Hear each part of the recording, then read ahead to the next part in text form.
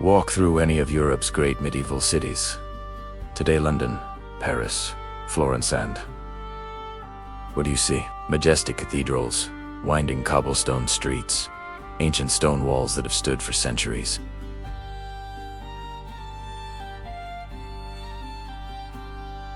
It's a postcard from the past, but what we see is only half the story. The other half, the part that's often forgotten, lies hidden beneath our feet. It's a story of survival, of incredible ingenuity, and of engineering that made these cities possible in the first place.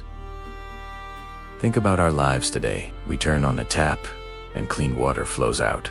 We flush a toilet, and waste disappears. It's all powered by a vast, invisible network of pipes, electric pumps, and digital systems. Now, imagine stripping all of that away. No modern plumbing, no electricity, no computers for complex planning. How could a city with tens of thousands of people even function, let alone thrive for hundreds of years? It seems impossible, right? You'd expect a cesspool of filth and disease, a place where life was short and brutal. And while medieval life was certainly tough, that's not the whole picture. These cities didn't just survive. They grew, they prospered, and they became centers of art, trade, and culture. The question is, how? The answer is a forgotten world of brilliant, low-tech engineering, a system built on three simple but powerful elements: gravity, stone, and sheer human cleverness. Our ancestors understood the fundamental laws of nature better than we often give them credit for. They knew that water flows downhill. They knew how to carve stone and lay bricks to create channels that would last for 1,000 years.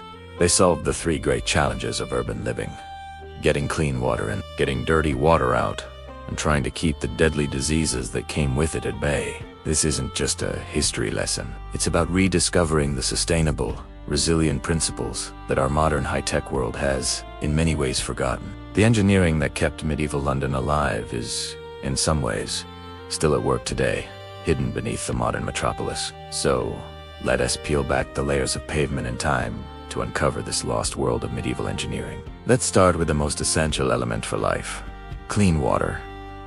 Without a reliable source of it, no city can exist. Forget big, centralized water treatment plants. In the medieval period, it was all about tapping into nature's sources and cleverly guiding them to the people. The Romans were masters of this with their monumental aqueducts, and while many of their grand structures fell into disrepair after the empire collapsed, the knowledge wasn't entirely lost. Medieval engineers built their own smaller-scale versions.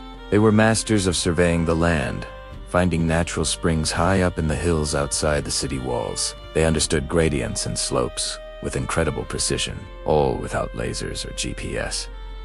Their goal was to create a gentle, continuous slope, just enough for gravity to do all the work. They would construct conduits, which were essentially covered stone or lead channels that wound their way from the spring across the countryside and into the heart of the city. These weren't massive, towering bridges like the Pont du Gard. They were often more subtle, sometimes running underground or along natural contours of the land. The Great Conduit of London, built in the 13th century, is a perfect example. It was a lead pipeline that ran for about 2 miles, bringing fresh water from the Tyburn Spring straight into the city center at Cheapside. Think about the skill involved: sourcing the lead, casting the pipes, soldering them together, and laying them at the perfect angle to maintain flow over miles. It was a massive public works project. Once the water reached the city, it didn't just flow into every home. That level of convenience was centuries away. Instead, the main conduit would feed into public fountains, or distribution points called conduits. These were often elaborate stone structures, sometimes decorated with statues or carvings, and they became vital social hubs. This is where people would gather. Your daily routine would involve a trip to the local conduit. You'd go with your wooden buckets or clay jars and wait your turn to collect the day's water supply for drinking, cooking, and washing. It was a communal activity, a place to exchange news and gossip. The water wasn't just free. Access to it was considered a basic right for all citizens. In fact, wealthy merchants and guilds would often fund the construction or maintenance of these conduits as an act of civic charity, earning them both social prestige and, they hoped, a ticket to heaven. But not everyone relied on the conduits. If you were wealthy, you might have a different solution. The richest households, monasteries, and castles could sometimes afford to have their own private pipelines branching off the main conduit, bringing water directly into their courtyards or kitchens. This was the absolute peak of medieval luxury. Imagine having your own private tap in a world where everyone else had to queue. Alternatively, you could have a well dug right in your own courtyard. This was a more common option for those with enough space and money. A deep, stone-lined well could provide a reliable, if not always perfectly clean, source of groundwater, protected from the surface-level filth of the streets. For everyone else, the public conduit was the lifeline. And while this system seems rudimentary to us, it was a marvel of its time, a gravity-powered network that delivered life-sustaining water to thousands of people, day in and day out, for centuries. So, they got clean water in. But what about the other side of the equation? What happened to all the waste? This is where our modern sensibilities might get a little squeamish, but it's also where medieval ingenuity really shines, even if it wasn't always pretty. The primary system for waste disposal was, again, gravity. Most medieval streets weren't flat. They were designed with a slight V-shape, sloping down from the houses on either side to a central channel or kennel running down the middle. This channel was the city's open-air sewer. Now let's step into the shoes of a medieval family. Let's say you're a baker living in a timber-framed house in 14th century Paris. Your family lives above the shop. You don't have a bathroom. You have a chamber pot. When it's full, your daily chore is to empty it. You'd open your window, shout Garde des Lots, which means, watch out.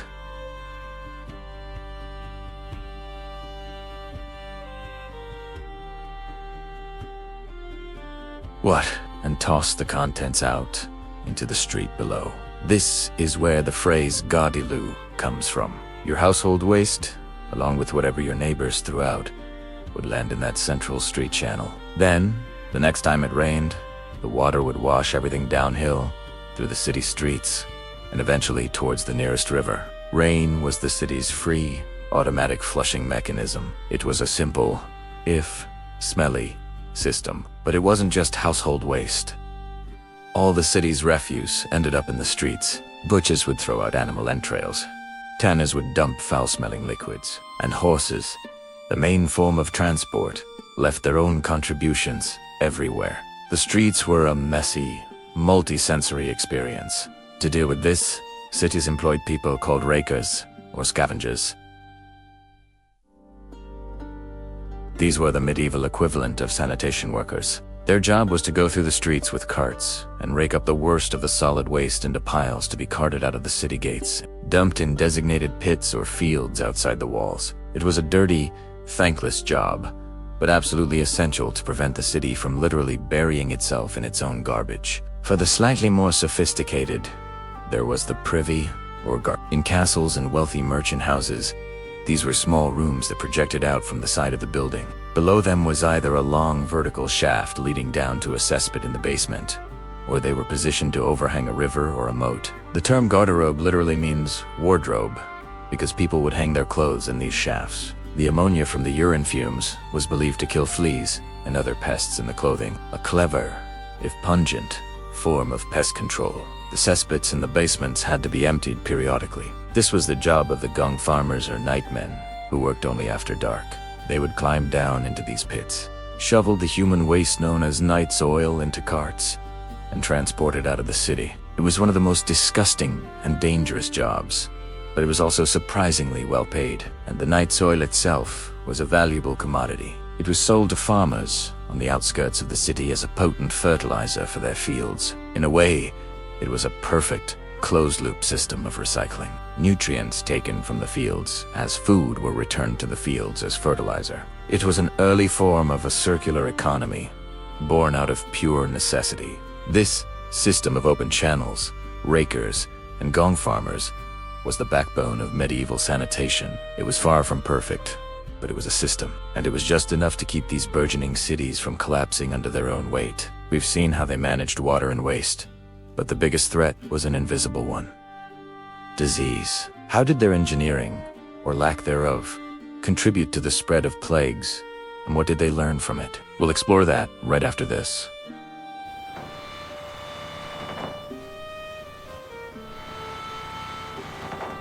Welcome back.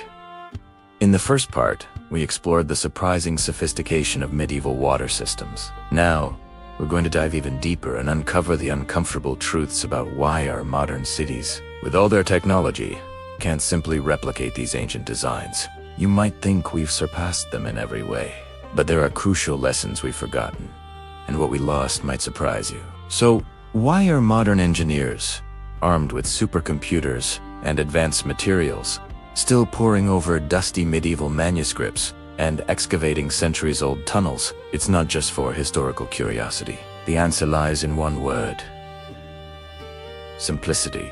Medieval engineers were masters of a single, powerful force: gravity. Their entire systems, from the aqueducts that carried water for miles to the drainage channels that whisked waste away, were designed to work with the natural landscape. They meticulously calculated slopes and gradients, creating a network that flowed continuously, reliably, and without a single watt of electricity. Think about that for a second. Our modern systems are incredibly powerful, but they are also incredibly fragile. They are almost entirely dependent on a constant supply of electricity. A massive power outage, a grid failure, or a cyber attack could bring our water supply and sanitation to a grinding halt.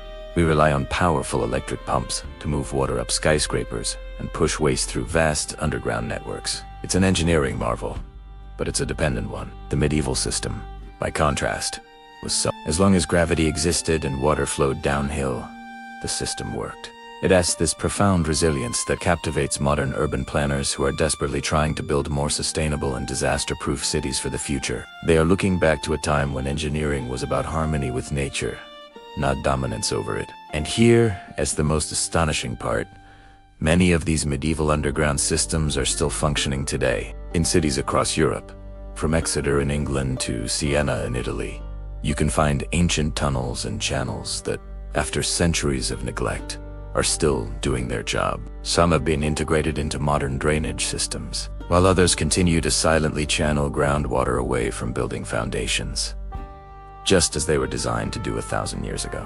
Their longevity is a testament to the quality of their construction and the brilliance of their gravity-fed design. They were built to last, using stone and brick with a level of craftsmanship that is often too expensive to replicate today. These weren't just pipes, they were subterranean monuments built to serve generations. They prove that sometimes the simplest solution is also the most durable. So, what did we forget? What did we lose in our rush towards technological complexity? We lost the principle of elegant simplicity. We swapped resilience for convenience. We built systems that require constant energy, maintenance, and complex management, instead of systems that largely manage themselves. The medieval engineer saw a hill and thought, how can I use this slope to my advantage? The modern engineer often sees a hill and thinks, how can I pump water over this? This shift in mindset has led to incredible achievements, yes, but it has also created a web of dependencies that our ancestors never had to worry about. We forgot how to work with the land. We started seeing the natural world not as a partner, but as an obstacle to be overcome with brute force and electricity. This isn't about romanticizing the past or suggesting we go back to living in medieval conditions. Far from it. The point is to learn from their ingenuity. The future of urban design might not be about bigger pumps or smarter grids alone, but about integrating ancient wisdom with modern technology. Imagine hybrid systems that use gravity as their default, with pumps only kicking in when absolutely necessary. Picture cities designed with natural water flows in mind from the very beginning, creating more sustainable and resilient communities. The uncomfortable truth is that in our quest for progress, we might have discarded some of the most robust engineering principles ever developed. By studying these forgotten systems, we're not just looking at the past, we're looking for a more sustainable blueprint for the future. The engineering of our ancestors isn't obsolete, it's a timeless lesson waiting to be rediscovered. By embracing this lost knowledge, we can build cities that are not only smarter, but also wiser cities that can withstand the shocks of the future because they are built on the enduring foundations of the past. The medieval world, so often dismissed as dark and primitive, still has so much to teach us about survival, resilience, and the quiet genius of working with the world, not against it. What other forgotten technologies do you think we should revive? Let me know in the comments below. Thanks for watching, and if you enjoyed this journey into the past, Don't forget to like and subscribe for more deep dives into the history of engineering. See you next time.